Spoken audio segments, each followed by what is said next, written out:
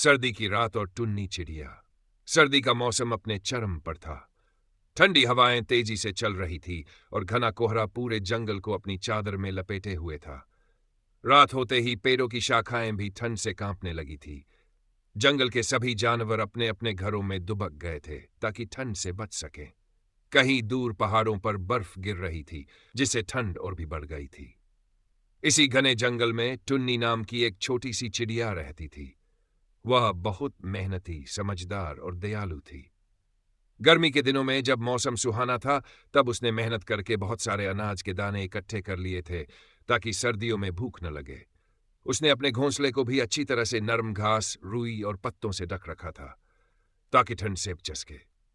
ठिठुरती रात में मदद की पुकार। एक रात की बात है, आसमान में बादल छाए हुए और ठंडी हवा तेजी से चल रही थी। जंगल के हर कोने में सन्नाटा था। सभी पक्षी और जानवर अपने अपने घरों में दुबके पड़े थे। टुन्नी अपने गर्म घोंसले में बैठी थी और उसने अपने पंखों को गोलकर खुद को ठंड से बचा रखा था। तभी अचानक उसे कहीं से धीमी सी कराहने की आवाज सुनाई दी। पहले तो उसे लगा कि शायद यह उसकी भूल, लेकिन जब आवाज लगातार आने लगी तो उसका छोटा सा दिल पसीज गया। टुन्नी ने अपने घोंसले से झांक कर देखा। ठंडी हवा के बीच में एक कबूतर ठंड से ठिठुर रहा था। उसकी आंखें आधी बंद थी और वह अपनी फूली हुई सांसों के साथ कांप रहा था। उसकी हालत देखकर साफ पता चल रहा था कि वह बहुत परेशान और कमजोर हो गया था। दयालुता का परिचय।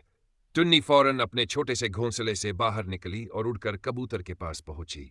उसने नरम आवाज में पूछा, भाई, तुम इतनी ठंड में यहां क्यों बैठे हो? तुम्हारा घोंसला कहाँ है?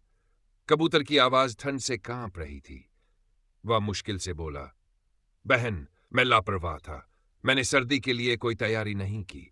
गर्मियों में जब सभी पक्षी घोंसले बना रहे थे और अनाज जमा कर रहे थे, तब मैं मस्ती कर रहा था। अब मेरी ये हालत हो गई है। ऊपर से तेज हवा में मेरा घोंसला भी टूट गया। अब न मेरे पास रहने की जगह है और न खाने के लिए अनाज। मैं बहुत ठंडा महसूस कर रहा हूं। शायद मैं रात नहीं बच पाऊंगा।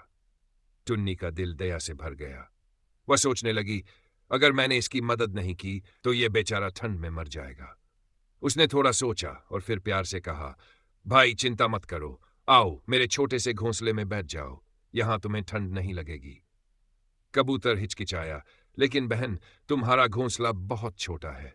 अगर मैं आऊंगा तो तुम्हें भी तकलीफ होगी। टुन्नी मुस्कुराई और बोली, तकलीफ से ज्यादा जरूरी है कि हम एक दूसरे की मदद करें। घोंसले की गर्माहट। कबूतर धीरे धीरे टुन्नी के घोंसले में आ गया। घोंसला तो छोटा था, लेकिन उसमें प्यार और अपनापन भरा हुआ था। टुन्नी ने अपने पंखों को खोलकर कबूतर को ढक लिया, जिससे उसे ठंड से थोड़ी राहत मिलने लगी।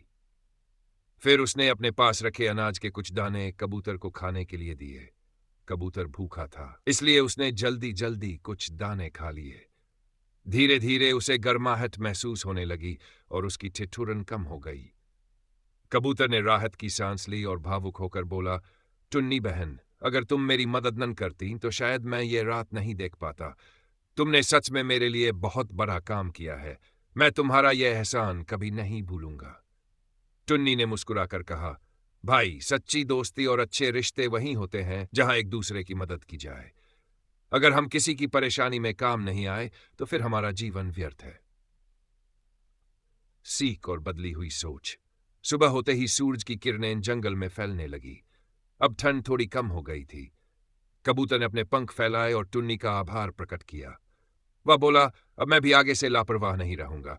मैं मेहनत करके अपने लिए घर बनाऊंगा और ठंड के लिए पहले से तैयारी करूंगा।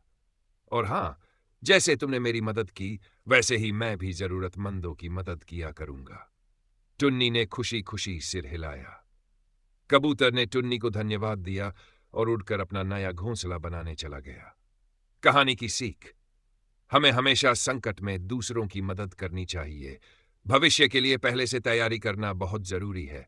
सच्चा दोस्त वही होता है जो मुश्किल समय में साथ दे। अच्छाई का एक छोटा सा बीज भी दूसरों के जीवन में बड़ा बदलाव ला सकता है।